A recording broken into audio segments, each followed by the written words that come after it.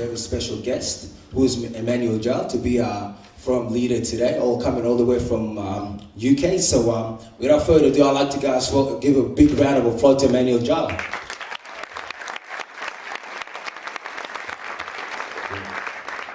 Yeah, what's up, people? How you guys doing? Sake of those who don't know who I am, I come from a country previously known as Sudan, but now it's split into two. I am from Southern Sudan. And so I was born in the most difficult time when my country was at war. I think I was around 3 years old, so I didn't know what was happening. For the first time for me to experience war, I thought the world was ending. And so at the age of 7, my father gave me out to go with the rest of the children because he was a commander in that area, that we go to school in Ethiopia. And so we actually went to school. The journey wasn't an easy one.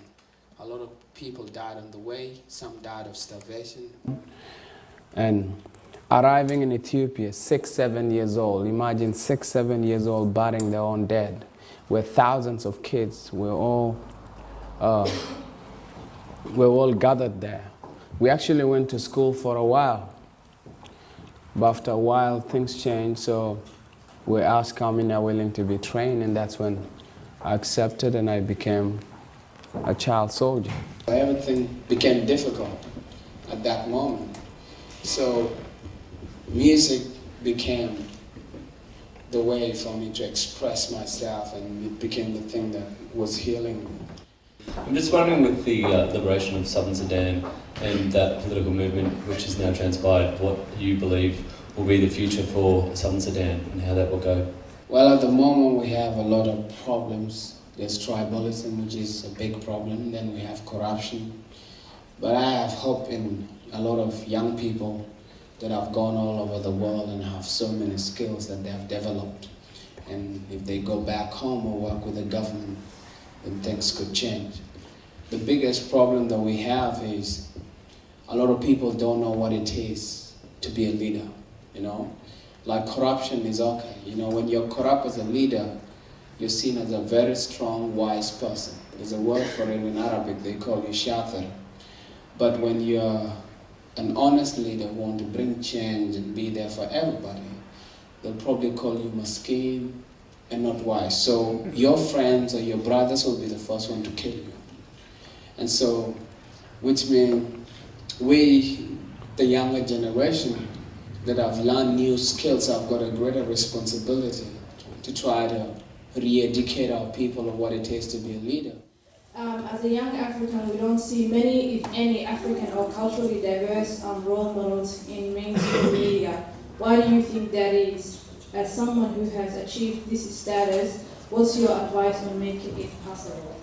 So a lot of people see, when you see somebody on the TV or you hear the song or they've been beaten, they've been ripped off, bad contracts, it's a long journey, but because they have a vision and they're passionate about what they're doing. So despite the battle and the struggle, what they go through, they still come out. And sometimes it's a 10, 15 years journey. You know, you don't just make it out there and be visible. And they have to see a value in you to do something with you. So they don't think, very few of them would think just to try to help you. They have to see what is the need for me if I have to do a track with Emmanuel? Will I make 100 million? If not, why bother? You know? It's like for me to be here, it took me maybe 24 years. I've been telling this story since I was 7. And when I went to Kenya, I didn't stop telling the story. When I became a rapper, it even gave me a bigger platform to talk about the story, about what is happening with my people. And so the word goes around. And the reason I was telling it is because I remember what happened, and I want to create awareness, and because I believe when you put light in a dark place, then the evil will perform less.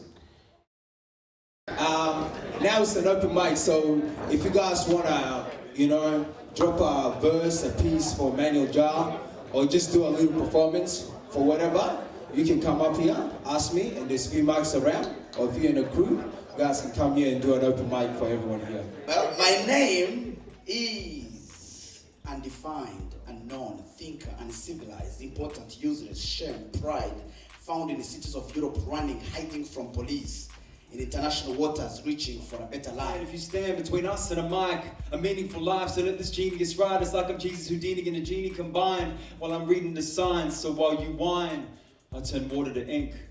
I'm all talk for the cause, that's how I force them to think. They want me to See, I'm the son of a gun born in the war zone, on contemplation to get an education. I'm striving hard, trying to make it to a better day. There has to be a better life and a better way. And when I sit and reminisce, Written in the Constitution. So why separate my people? We can feed them with deceitful. We the war mentality can blend with society. Can we just get along together? Mixing like rainbow, paddle pop, ice cream flavor. I kill it before you cook your meal. Eat you all over and hungry, naked, but I'm not gonna be patient to get a good love. You gotta work out. I'm saying all this because I know by the start you be loving out. If your mother's rap, it's a thing for me. It's I really tried hard. I signed. in my own country, I'm a refugee, victim of humanity, victim of brutality, forced to live a life without the freedom, forced to live a life without the freedom.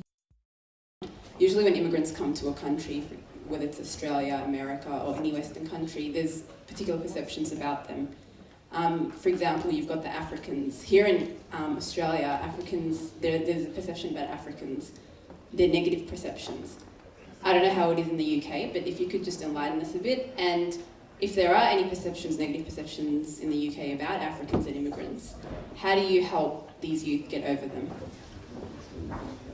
Well, it always happens everywhere anybody goes. If a different group of people move into a neighborhood and you don't know about them, there's fear. First of all, if you see, for example, let's take a draft. If 100,000 white people move into a black neighborhood, everybody will freak out. They'll think like probably colonialism is about to begin again. So now if you have 50,000 black people moving to a country that is full of white people, then they worry. Oh, more crimes, my house is gonna get robbed. If they see, in our culture, we walk in groups. So you see 5 kids after playing football, walking together, all gangsters. You know, it's fear in the end. It's about jobs, it's about money. Then a lot of it, like a lot of refugees when they go to other countries, sometimes some of them take a piss, whereby they just take leave on benefit, you know, and they abuse the whole system. And they don't appreciate it.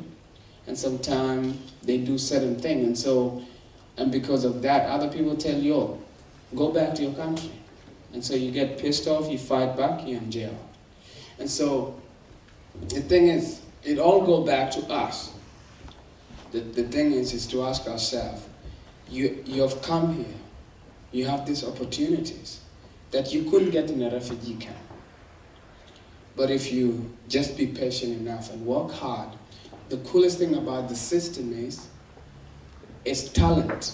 If you're really, really clever, you're really good in maths, and you're really good at it, in accounting, you'll get a job.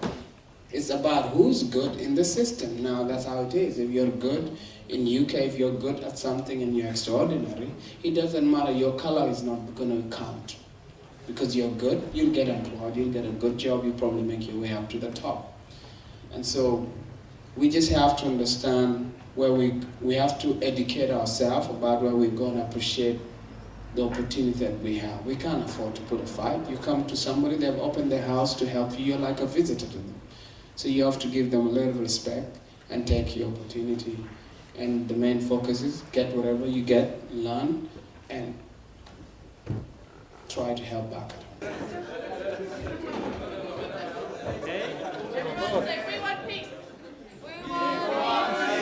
Peace.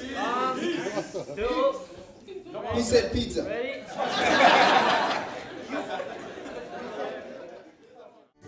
No matter how close or far, being black in a white, white world, being white with a black, black